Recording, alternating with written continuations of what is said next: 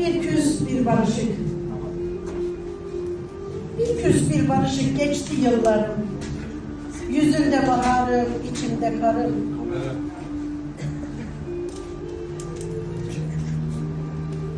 Ne senden vazgeçtim, ne de uslandım.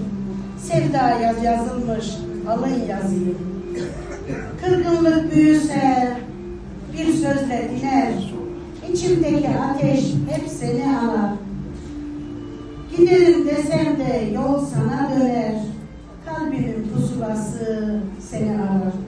Bazen sessizliğin ömrü uzuyor. Hasret kapımızı durmaz çalıyor. Sinemde umutlar yine doğuyor.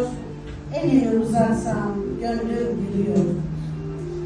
Ne gurur kazandı ne öfke bizi. Yordu yıllar boyu kırık söz bizim. Silinse kalbimde kırgınlık izi.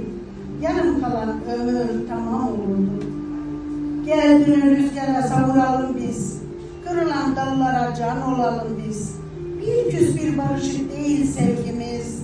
Mutlulukla tamamlansın hikayemiz. Bir küs bir barışık olsak da bazen Allah muhabbetimizi artırsın. Birbirimize hoş göstersin diyorum. Değerli şiir dostlarım. Allah razı olsun.